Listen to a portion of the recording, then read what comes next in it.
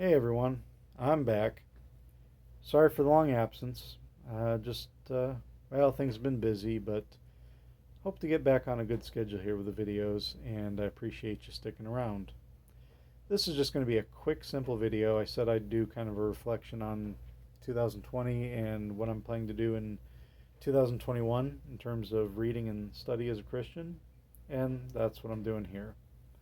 So, without further ado, I'll go over some of the things. So, 2020, something I really worked at was getting into a daily habit of prayer. And this was a huge help. This is Hour by Hour, published by Forward Movement. I did a video on it. If you are having trouble praying, you don't know what to pray, it's just get one of these, either from Forward Movement or off Amazon, and start praying through it. Pray the hours. You do not have to be an Anglican or Episcopalian to use this. Any Christian should benefit from this. I've found it to be of immense help, and I'm still using it. It's great. I also started last year praying through this, The Valley of Vision. This is a collection of Puritan prayers published by Banner of Truth. There are some great, very deep, just heart-wrenching prayers in here. It's really something, and it's been a great help too. So yeah, recommend this highly as well. This year I'm adding praying the Psalms. It's one of those things, I don't know, it seems so obvious now, but like a lot of Christians, I didn't grow up in a tradition that really does that or talks about it. So I just didn't even know or think to pray the Psalms. But in a lot of traditions, that is very common, especially I think Greek Orthodox, but others as well. I started with this. This is an ESV Psalter. They just call it the Psalms, but it's a Psalter. And starting with that, because it's a translation that's familiar. I don't use the ESV, but it's very kind of mainstream, evangelical, loved translation, so it's a good place for me to start. And so I'm going to pray all the Psalms this year. I'm going to try at least a couple times. I also picked up this. This is the Psalter published by the Holy Transfiguration Monastery. It's Greek Orthodox. It's also known as the Boston Psalter. And just a little bit different. It's going to be more, or is more, Septuagint based, and it also has the 151st, there we go, Psalm, which is, of course, apocryphal for those of us who don't have it in our Bibles. So yeah, keeping the prayer going.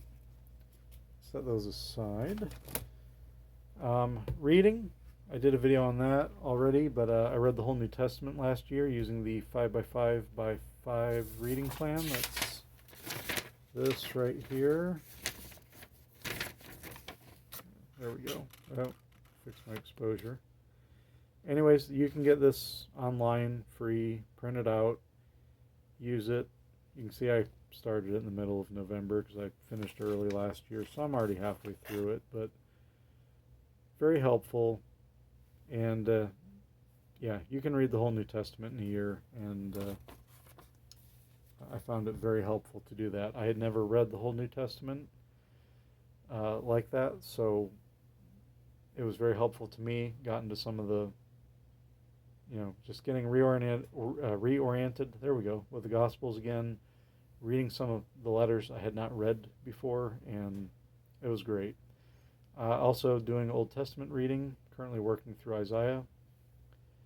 Don't know if I'll finish the whole New Testament this year. If I don't this year, definitely 2022 I will, because I want to finish the whole Bible and be able to say I have, and have a feel for everything.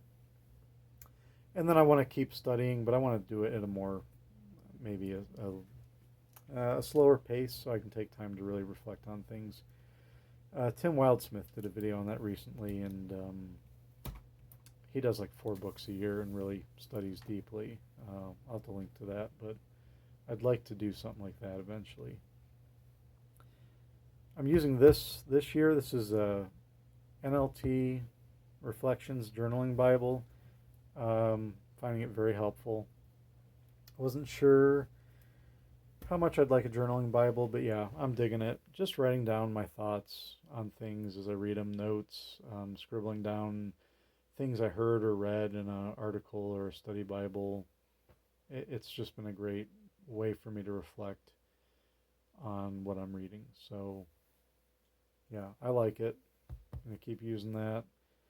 And just keep, looking at different resources to study more of the Bible. I started getting into some one-volume commentaries. I just got this recently. Got this off eBay for a decent price. This is, kind of, I think, a very common, popular one, the New Bible Commentary. So, already enjoying that. So yeah, Bible reading and prayer. Like I say, those were big things I really started digging into really at a serious level again as a Christian in 2019 and 20, and keeping it going in 2021. By the way, this Don Quixote, if you didn't recognize him, my late great uncle Mick, Floyd, but we called him Mick, he carved this. Really nice. I just needed something interesting in the video, so, and I just recently acquired that, so there he is. So, big thing I'm adding for 2021 is theology. Not something I think maybe we all spend as much time on. Speaking of, laymen and laywoman in the church. And so I'm addressing that, and I have this. This is Evangelical Theology by Michael F. Byrd. This is a systematic theology, and it's just getting into theology is why do we believe what we believe, and well, because it's in the Bible, yes, but obviously we don't all interpret the Bible or have the same understanding as everyone else, which is why we have so many different traditions and denominations. And there's a lot of things that I know for me, I just take for granted because you grow up with it. It's what you were taught in church. And it's kind of nice to dig into, okay, so why do I believe this? Why was I taught this? And that's where theology comes into play. I'm already through a couple hundred pages of this, and I'm finding it very, very helpful and just very informative. It's been great learning from it. So yeah, that's my big goal I'm adding this year. I keep reading some different books.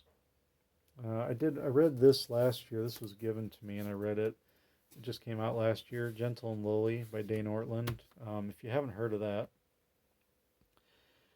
very popular book of 2020, and if you're someone you're just feeling God's had it with me, I am the sinner of sinners,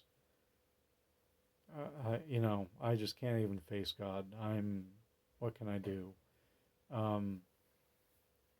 Well, you need to read your Bible, of course, but you need to read this book too. It's very Bible based and very much a book for those of us who, when you're just feeling like I'm just beyond salvation. This is a great reminder, and you're not. God will meet you where you are. So, highly recommend that, and I'm going to find some more books to read this year. But yeah, anyways, I think that's about all I wanted to share. I hope you maybe found some of this helpful, at least interesting, and appreciate you watching. If you have any questions on any of this, any of these books, or just want to share what you're doing this year, I'd love to hear about it. What are you going to read, and what's your Bible plan? Let me know in the comments.